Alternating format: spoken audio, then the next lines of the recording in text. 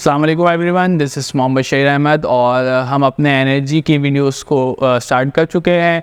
हमने अपनी last videos के अंदर एनर्जी को समझा, एनर्जी के दो एनर्जी के टाइप्स को पढ़ा और इस वीडियो में हम एक पहले एनर्जी के टाइप्स को डिस्कस करने जा रहे हैं। वो है हमारे पास काइनेटिक एनर्जी। तो काइनेटिक एनर्जी स्टार्ट करने से पहले एक छोटी सी इन्फॉर्मेशन, हमारे चैनल को लाइक करें, सब्सक्राइब करें, बेल आइकन को प्रेस करें ताकि आने वाली वीडियोस की नोटिफिकेशन आपको मिलती रहे। वीडियो स्टार्ट करते हैं। हम जिस टॉपिक को डिस्कस करने जा रहे हैं वो क्या है? Kinetic energy. काइनेटिक एनर्जी क्या होती है? काइनेटिक एनर्जी हमारे पास वो एनर्जी है जो रिलेट करती है, related to motion of a body, जो बॉडी के मोशन से रिलेट करती है, बॉडी के मोशन से ताल्लुक़ रखती है। जब बॉडी हरकत करे तो उसके साथ जो एनर्जी एसोसिएट होगा उसको हरकत करवाने के लिए, उस एनर्जी को हम क्या कहेंगे? Kinetic energy. यानी कोई कार जा रही है तो उसके साथ कौन सी एनर्जी जुड़ी हुई है? Kinetic energy. कोई शख्स दौड़ रहा है तो उसके साथ कौन सी एनर्जी एसोसिएटेड है, जुड़ी हुई है? Kinetic energy. कोई शख्स चल रहा है, कौन सी एनर्जी? Kinetic energy. तो जब कभी भी बॉडी मोशन परफॉर्म कर रहा हो तो वो एनर्जी क्या कहलाएगी हमारे लिए? Kinetic energy. तो related to motion of a body. अब काइनेटिक एनर्जी अगर हम देखें तो काइनेटिक एनर्जी का फॉर्मूला होता है K.E = ½ mv²। तो काइनेटिक एनर्जी बेसिकली दो चीज़ों पर डिपेंड कर रहा है। पहली चीज़ जो हमें नज़र आ रही है वो क्या है? Mass of an object. दूसरी क्या है हमारे पास? वेलोसिटी के स्क्वायर के। इसका मतलब अगर मैं इन शॉर्ट ये लिखूं, अगर ऑब्जेक्ट का मास कांस्टेंट मान लिया जाए तो हम ये देख सकते हैं ना कि kinetic energy is directly proportional to the v square. यानी वेलोसिटी बढ़ेगा तो काइनेटिक एनर्जी भी बढ़ जाएगी और वेलोसिटी कम करने पर काइनेटिक एनर्जी भी कम हो जाएगी। इसलिए हमने किससे रिलेट किया हुआ है? मोशन ऑफ अ बॉडी से। तो हमें नजर आ रहा है कि काइनेटिक एनर्जी और वेलोसिटी का डायरेक्ट रिलेशन है। काइनेटिक एनर्जी बढ़ाने पर वेलोसिटी बढ़ रही है, इसलिए हमने लिखा है related to motion of a body. अब इस फॉर्मूले को हम ड्राइव करने की तरफ जाते हैं। तो अगर हम इस फॉर्मूले को ड्राइव करना चाहते हैं तो इसको ड्राइव करने के लिए हमारे पास इसकी डेरिवेशन के लिए हमें एक सिनेरियो अज्यूम करना पड़ेगा। सिनेरियो क्या है कि हमारे पास एक कार है जो हालाते रेस्ट में है, ठीक है, रुकी हुई है। स्टेट क्या है? रेस्ट है। अगर ये ऑब्जेक्ट रेस्ट में है तो इसकी इनिशियल वेलोसिटी क्या हो गई? 0 हो गई। इनिशियल वेलोसिटी क्या है हमारे पास? 0 है। अब वो कार स्टार्ट होती है रेस्ट से। अब जब कार रेस्ट से स्टार्ट होगी तो कार अपनी जगह से डिस्प्लेस होगी और कुछ वक्त बाद कोई ना कोई डिस्टेंस कवर करते हुए वो कार आगे की जानिब भी पहुंच गई होगी। अब याद करें, जब कोई ऑब्जेक्ट डिस्टेंस ट्रैवल करता है तो उसमें वर्क डन का कॉन्सेप्ट आ जाता है। फोर्स ही कोई ना इसको आगे लेकर जा रही होगी। कार के इंजन के अंदर जो फोर्स है वो इंजन के अंदर लग रही फोर्स इस ऑब्जेक्ट को आगे लेकर जा रही है। तो कितना ऑब्जेक्ट डिस्प्लेस हुआ तो हम मान लेते हैं इसकी डिस्प्लेसमेंट कितनी है? SL। In a mean time इसको यहाँ से यहाँ तक पहुँचने में एक यूनिफॉर्म एक्सेलरेशन, कौन सा एक्सेलरेशन भाई? यूनिफॉर्म एक्सेलरेशन अप्लाई कर रहे हैं जो इस गाड़ी को यहाँ तक मिली। एक्सेलरेशन क्या चीज़ होती है मैं आपको बता दूं। एक्सेलरेशन होता है चेंज इन वेलोसिटी। अब यूनिफॉर्म एक्सेलरेशन का मतलब क्या है कि वेलोसिटी के अंदर जो चेंज आ रहा है वो यूनिफॉर्म है, एक जैसा है।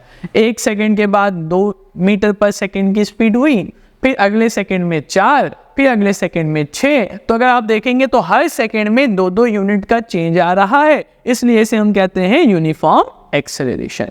अब गाड़ी की वेलोसिटी क्योंकि चेंज हो रही है, और कैसे चेंज हो रही है? यूनिफॉर्मली। एक्सेलरेशन कैसा है? Uniform acceleration. और कुछ वक्त बाद अब उसकी वेलोसिटी 0 तो रहेगी नहीं, तो उसकी फाइनल वेलोसिटी हमारे पास आ जाती है v। तो हमने कहा फाइनल वेलोसिटी कोई भी वैल्यू हो सकती है, हमने उसको v एज्यूम कर लिया। हो सकता है उस v की वैल्यू 10 मीटर पर सेकेंड हो सकता है उस v की वैल्यू 20 मीटर पर सेकेंड हो, ठीक है। तो अब हमने पास ये सिनेरियो जनरेट कर लिया। अब देखें, चूंकि ऑब्जेक्ट एक जगह से दूसरी जगह डिस्प्लेस हो रहा है तो ऑब्जेक्ट ने क्या किया होगा? ऑब्जेक्ट ने वर्क डन परफॉर्म किया होगा। ऑब्जेक्ट ने वर्क डन परफॉर्म किया ना भाई। अब अगर हम वर्क डन निकालना चाहते हैं तो याद करें हमने वर्क डन का फॉर्मूला पढ़ा था कि वर्क डन होता है dot product of force into displacement. जब कभी हम फोर्स और डिस्प्लेसमेंट को मल्टीप्लाई करेंगे, डॉट प्रोडक्ट लेंगे, तो वर्क डन के बराबर होगा। और हमने अपने एक टर्म में समझा कि भाई वर्क डन क्या है, वर्क डन एनर्जी ही तो है, क्योंकि काम उसी वक्त होगा जब एनर्जी होगी, कि एनर्जी होगी तो काम होगा, दोनों एक ही बात है। तो हमने कहा वर्क डन एनर्जी है। तो अब क्योंकि हम काइनेटिक एनर्जी की बात कर रहे हैं, तो अगर मैं वर्क डन को काइनेटिक एनर्जी एज्यूम कर लूँ तो फॉर्मूला क्या बना, F इंटू एस। एफ का मतलब फोर्स, एस का मतलब डिस्प्लेसमेंट। अच्छा, अब इसको थोड़ा सा और लेकर चलते हैं। अब हमें पता है according to Newton second law, अगर हम इसको थोड़ा सा और यहाँ पर लेके चलें तो हमें पता है according to Newton second law, Newton second law के मुताबिक हमने एक फॉर्मूला पढ़ा था F इक्वल टू ma। जहाँ फोर्स है वहाँ एक्सेलरेशन है। कैसी एक्सेलरेशन है, यूनिफॉर्म, जो कि हर सेकेंड में सेम यूनिट का चेंज लेकर आ रहा है। तो अगर मैं इसको सब्सटीट्यूट करूं तो काइनेटिक एनर्जी का फॉर्मूला क्या बन गया, ma इंटू एस डिस्प्लेसमेंट। अब ये जो हमने सिनेरियो, इसको इक्वेशन नंबर 1 बना के हम इसको यहीं पर स्टॉप कर, अब ये जो हमने सिनेरियो समझा हुआ ना, इसको हम इस्तेमाल करते हैं। यहाँ से हम एस की वैल्यू निकाल लेते हैं। तो अगर आपको याद हो, हम यहाँ पे इस्तेमाल कर रहे हैं using third equation of motion, third equation of motion. हम यहाँ पर इक्वेशन ऑफ मोशन के थर्ड इक्वेशन को इस्तेमाल कर रहे हैं, जो किसके बराबर होता है, 2as is equals to vf square minus vi square. अब हम जानते हैं बॉडी क्योंकि इनिशियली रेस्ट पर था, इनिशियल वेलोसिटी क्या हो गई, 0 हो गई। अब ये हो गया 2as is equals to vf square. हमने फाइनल वेलोसिटी किसके बराबर अज्यूम कर रखी है, v, कोई भी सर्टेन वैल्यू हो सकती है। तो हमने कहा 2as is equals to v square. तो अगर आप देखें तो यहाँ से हमें किसकी वैल्यू मिल गई, v स्क्वायर, हमें चाहिए s की वैल्यू। तो ये हमारे पास 2a जो है मल्टीप्लाई में है, इधर आकर क्या हो जाएगा, डिवाइड। तो हमने कहा s is equals to v square divided by 2a। इसका मतलब अगर कहीं पर भी s लिखा हुआ हो, हम उसकी जगह क्या लिख सकते हैं, v स्क्वायर अपॉन 2a।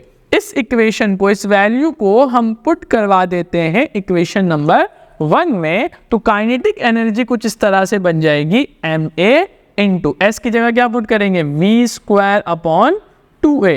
तो a से a कैंसिल हो गया, हमारे पास काइनेटिक एनर्जी का क्या फॉर्मूला बन के बना था भाई, mv स्क्वायर अपॉन 2। अगर मैं इस 2 को जैसे यहाँ पे 1 से मल्टीप्लाई हो रहा होगा ना, 1 लिखा हुआ होगा क्योंकि कोई फर्क तो नहीं पड़ता। तो अगर मैं इसको थोड़ा सा और ओपन करके लिखूं तो काइनेटिक एनर्जी क्या बन गया, 1 अपॉन 2 कॉन्स्टेंट नंबर, फिर m और फिर v स्क्वायर। तो यहाँ पर हमने काइनेटिक एनर्जी का फॉर्मूला ड्राइव कर लिया, हाफ mv स्क्वायर। ठीक है, उम्मीद है ये वीडियो आपको पसंद आई होगी। तो हमारे चैनल को लाइक करें, सब्सक्राइब करें, बेल आइकन को प्रेस करें ताकि आने वाली वीडियोस की नोटिफिकेशन आपको मिलती रहे। शुक्रिया।